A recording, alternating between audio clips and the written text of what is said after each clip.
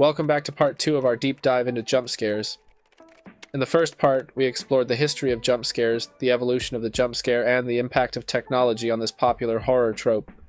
If you missed it, be sure to check it out to get the full context. In this video, we're going to shift our focus to the psychological aspects of jump scares. We'll dive into the startle response, the role of anticipation, and how jump scares play with expectation and violation. We'll also discuss conditioning and repetition, and how these elements impact our reactions to jump scares.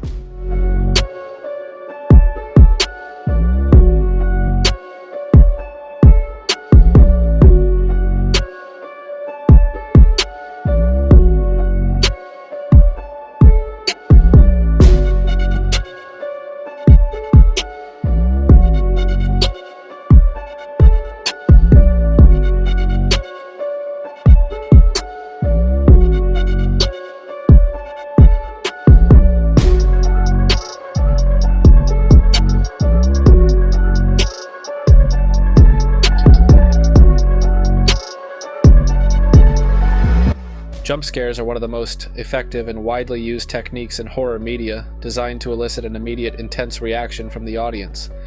At the core of their effectiveness is a deep understanding of human psychology, particularly how our brains process surprise and fear.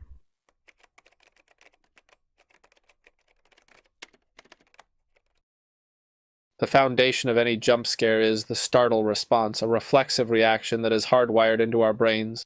When we are suddenly confronted with an unexpected stimulus, like a loud noise, a sudden movement, or a flash of light, our bodies instinctively react. This startle response is a survival mechanism that evolved to protect us from potential threats. When something unexpected happens, our brains immediately assess the situation to determine if we are in danger, triggering a cascade of physiological responses designed to prepare us for action. When a jump scare occurs, it taps directly into the startle reflex. The suddenness of the stimulus catches us off guard, causing our bodies to react before our conscious minds can fully process what's happening. Our hearts race, our muscles tense, and adrenaline floods our systems, all within a fraction of a second. This automatic, visceral response is what makes jump scares so effective. They bypass our rational minds and hit us directly on an instinctual level. Surprise is a key component of fear, particularly in the context of jump scares. Our brains are constantly predicting what will happen next based on the information we have. When something deviates from our expectations, it creates a moment of uncertainty and confusion. You're chilling me, Smalls. Jump scares are particularly effective at exploiting this element of surprise because they often occur when we least expect them. A quiet scene, a slow buildup of tension, or a moment of apparent calm can suddenly be shattered by a loud noise or a sudden appearance. This subversion of expectations amplifies the fear response as our brains struggle to reconcile the sudden change in circumstances. While the element of surprise is crucial, anticipation also plays a significant role in the effectiveness of jump scares. Filmmakers often build tension in the moments leading up to a jump scare, creating a sense of unease or dread in the audience. This anticipation primes us for a scare, heightening our sensitivity to any sudden stimuli. The longer the anticipation is drawn out, the more intense the eventual scare becomes, and this tension building can be achieved through a variety of techniques, such as eerie music,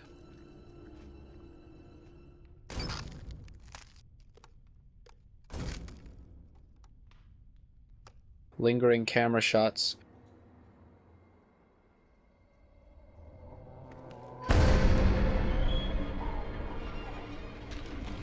or the absence of sound altogether.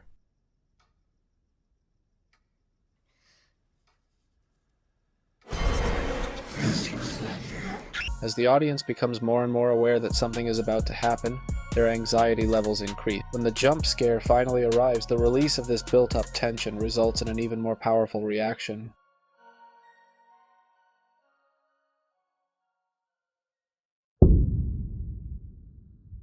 Another psychological mechanism at play in jump scares is the violation of expectations. Our brains are constantly trying to predict what will happen next, and when those predictions are proven wrong, it creates a jarring and unsettling experience. Jump scares often work by setting up a certain expectation and then abruptly subverting it. For example, a scene might lead the audience to believe that a scare is about to happen, only to deliver a false alarm. This technique, known as the fake out, lulls the audience into a false sense of security. Just when they think it's safe, the real scare occurs, catching them off guard and making the impact even more intense. This violation of expectations can be particularly effective in horror, where unpredictability is a key element in maintaining tension and fear. If we've seen enough horror movies, we might start to anticipate a jump scare every time a character opens a door or looks into a mirror. This conditioning creates a heightened state of alertness, which can make the eventual scare even more effective. However, this can also lead to desensitization if jump scares are overused. When we become too familiar with the patterns and techniques used to create jump scares, they lose their impact. Instead of feeling genuinely frightened, we might start to feel bored or frustrated, especially if we feel that the scares are predictable or cheap. Finally, jump scares tap into a more primal aspect of fear, the fear of the unknown. When something sudden and unexpected happens, especially in a dark or ambiguous setting, our imaginations can run wild. In the split second after a jump scare, our brains are scrambling to make sense of what just happened. This uncertainty can amplify the fear as we struggle to process whether we are truly in danger or if the scare was just a false alarm. This is why jump scares are often more effective when they are followed by a moment of uncertainty or ambiguity. The brain is left questioning what just happened, prolonging the fear and creating a lingering sense of unease. In this way, jump scares not only startle us in the moment, but also leave a lasting impact as our minds continue to grapple with the unknown. In conclusion, the psychological mechanisms behind jump scares, surprise, anticipation, violation of expectations, conditioning, and the fear of the unknown work together to create a powerful and immediate response in the audience. And by tapping into our primal instincts and exploiting our natural responses to unexpected stimuli, jump scares are able to elicit intense fear and shock, making them one of the most effective tools in the horror genre.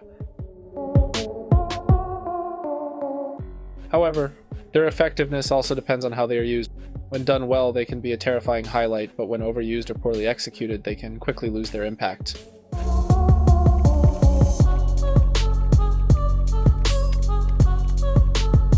As viewers, we are constantly trying to predict what will happen next in a story. This is a natural part of how our brains process information. We take in visual and auditory cues, recall similar situations from past experiences, and form expectations about what's likely to happen. Filmmakers and game designers are well aware of this tendency and often use it to their advantage by setting up scenes in ways that lead the audience to anticipate a certain outcome. In horror, this expectation is usually tied to the tension and suspense that precede a potential scare. However, what makes jump scares truly effective is how they often subvert or violate these carefully built expectations. The scare doesn't just meet the audience's expectations, it shatters them, catching them off guard and amplifying their emotional response. One of the most common ways jump scares achieve this is by delaying the scare or placing it in an unexpected moment. For instance, a scene might create a situation where the audience is certain a jump scare is coming. Perhaps a character is opening a creaky door or looking into a dark mirror, but then nothing happens. This moment of expectation is deliberately stretched out, often leading to a sense of relief or even frustration when the scare doesn't materialize. Just when the audience starts to think they've been tricked, the real scare hits, often in an entirely different and unexpected moment, making it far more startling. And this technique works because it takes advantage of the audience's psychological state. By playing with their expectations, the filmmakers or game designers create a heightened state of tension that leaves the audience vulnerable to the eventual scare. When the scare does come, it feels even more intense because it disrupts the audience's sense of security. They thought they knew what was coming, but they were wrong.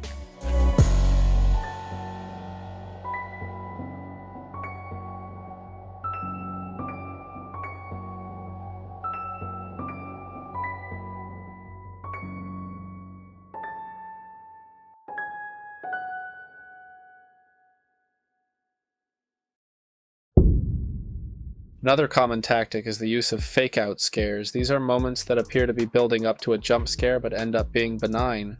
For example, a character might open a door suddenly and the audience braces for a scare, only to find that it's just a harmless cat or nothing at all. This plays with the audience's expectations in a way that keeps them on edge, making them more susceptible to the next scare. The genius of fake-outs is that they condition the audience to expect a scare at every turn, which can make the actual jump scares even more effective. By keeping the audience guessing about when and where the scare will happen, the filmmakers or game designers maintain a high level of tension and unpredictability. This unpredictability is key to maintaining the effectiveness of jump scares over the course of a film or game. If the audience always knows when a scare is coming, it loses its power. Another way jump scares exploit and violate audience expectations is through repetition and escalation. A single jump scare can be effective, but when used repeatedly, Jump scares can create a sense of dread that builds over time. Each scare violates the audience's expectations in a new way, making them increasingly unsure of when the next scare will come. For example, a film might use a series of jump scares, each one escalating in intensity. The first scare might be relatively mild, but each subsequent scare becomes more startling or happens in increasingly unexpected ways. This escalation not only keeps the audience engaged, but also makes each scare feel more impactful than the last. The repeated violation of expectations creates a psychological pattern where the audience is constantly on edge.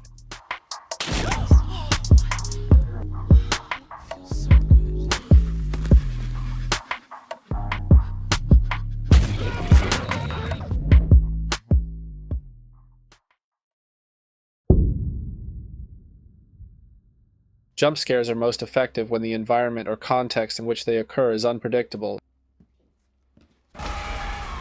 If the audience can't predict when or where a scare will happen, the fear of the unknown becomes a powerful tool. This unpredictability is often achieved through clever use of editing, sound design, and pacing.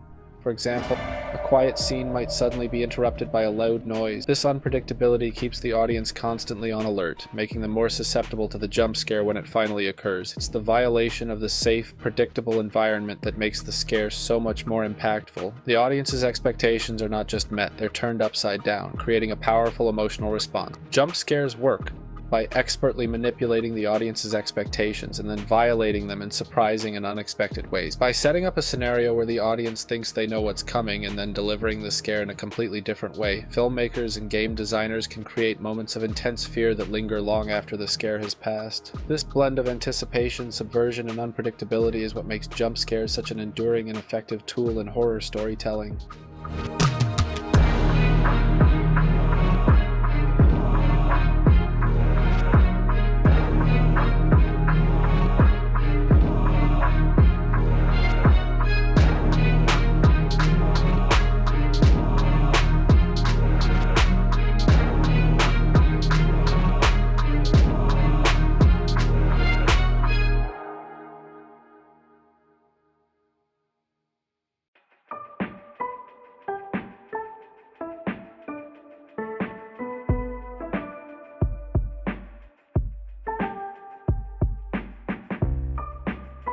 When a jump scare occurs, it taps directly into the startle reflex. Fuck.